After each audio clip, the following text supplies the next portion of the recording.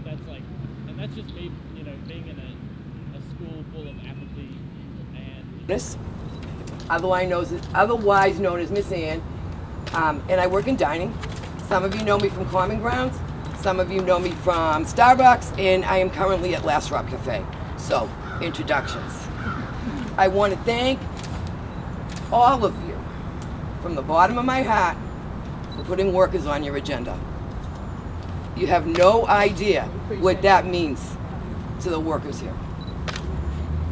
So, from the bottom of my heart, thank you. We all thank you. Okay, here we go. I'm going to give you a little information because I don't know what y'all know. So bear with me, and if you have any questions, you can ask me afterwards.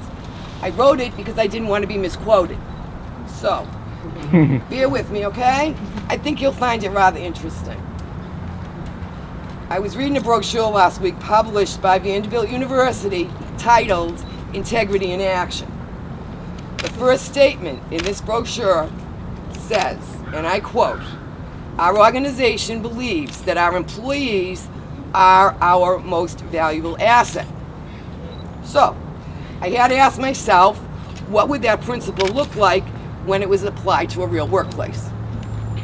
I think most of you would agree with me that if employees are considered Vanderbilt's most valuable asset, they would be paid above average for the jobs they perform. Does everybody kind of agree with that? Isn't this one of the biggest ways employers show appreciation and demonstrate value for workers throughout the whole United States? Yes? You with me on that? Okay. Well, it's been my experience that this is not always the case at Vanderbilt. I'll use myself to begin the illustration in dining.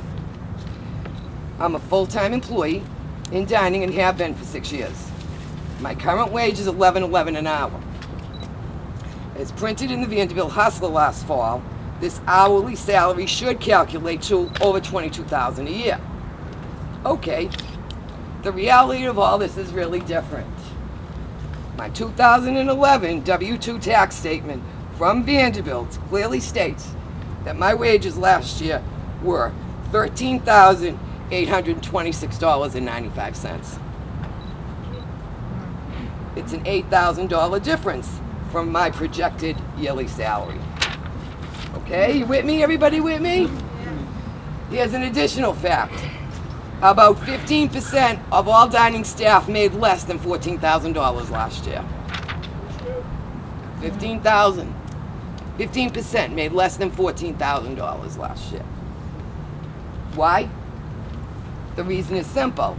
Out of about 230 of dining workers, 170 workers work 8.5 months. Between 8.5. Why? Well, since 2008, Vanderbilt has instituted a PYS position policy. It's partial year schedule. PYS employees are ineligible to work fall break, winter break, spring break, and summers. At this time, just about 50% of all dining workers are PYS. Wow. Another 25% of the workers who are considered full year are laid off. People take the layoff, and making it work isn't all that easy. Remember, we are also responsible for paying our portion of our health care during the summer, and this can add up to $700 for 3 months. We have monthly bills, we have kids, we have other responsibilities, and it gets tough. Okay, who does get to work in the summer? Well, we have another system in place.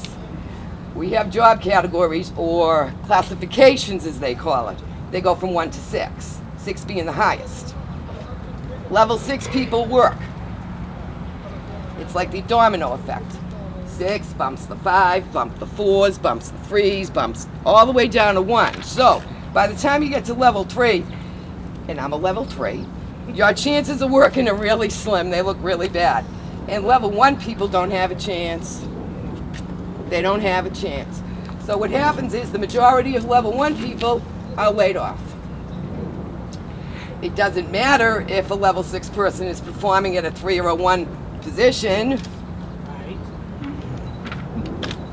Time in dining is not always a factor. It is sometimes. I'm not going to say that's in stone, but it's not always a factor. For summer work, job classification is a factor. And the same holds true for assigned hours in the summer. Number of years in dining does not always correlate with how many hours you work. As Miss Mary just stated, that's her experience. Okay, enough of the problem for a minute here. What are some of the possible solutions? Because I'm very solution-oriented. Obviously, and as you all well know me, I make it happen. Just like the other 200 of us every day. Obviously, dining cannot absorb all of us in the summer. Its main client base, our customers, you guys, leave.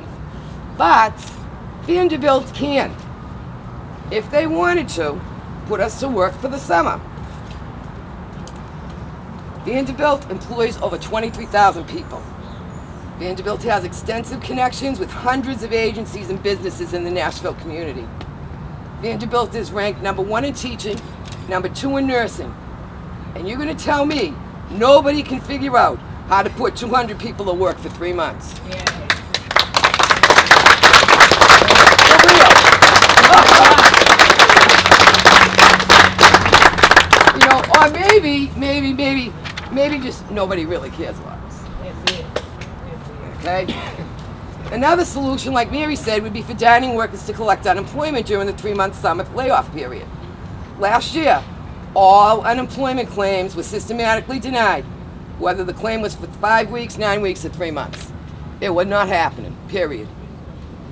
The next solution, of course, is for employees to leave Vanderbilt and find employment elsewhere. That's exactly what 25% of dining workers do every year. They don't come back because they can't afford to work here. Okay, how many times have I heard the comment, well, they're just dining workers? And I've heard it, I've read it, I've seen it.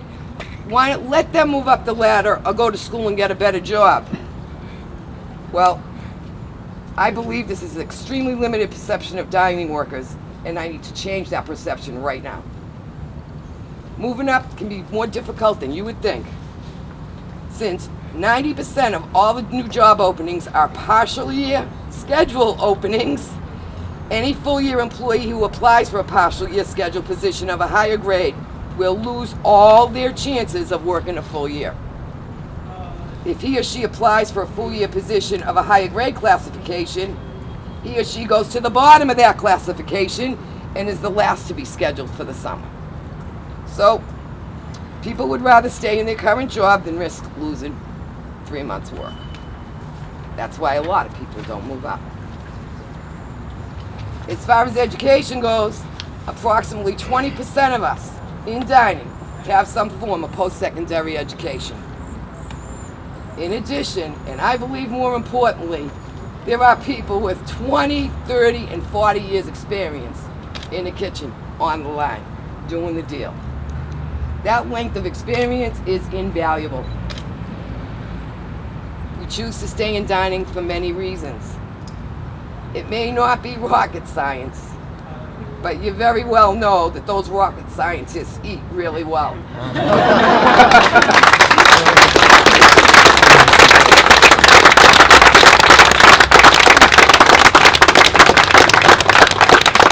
There's honor and value in the preparation and serving of food. Food and love are the two most important building blocks for the growth and development of the human body and mind.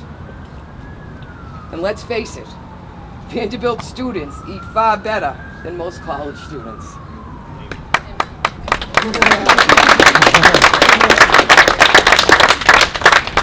Dining management needs to be commended for creative ideas, new concepts, and far above average menus. Management has won national awards for these ideas. Ideas and concepts are great, but they cannot become real unless someone implements them. We, the workers, implement these ideas. We, the workers, make it all happen. It takes everybody to make it work. We are Vanderbilt.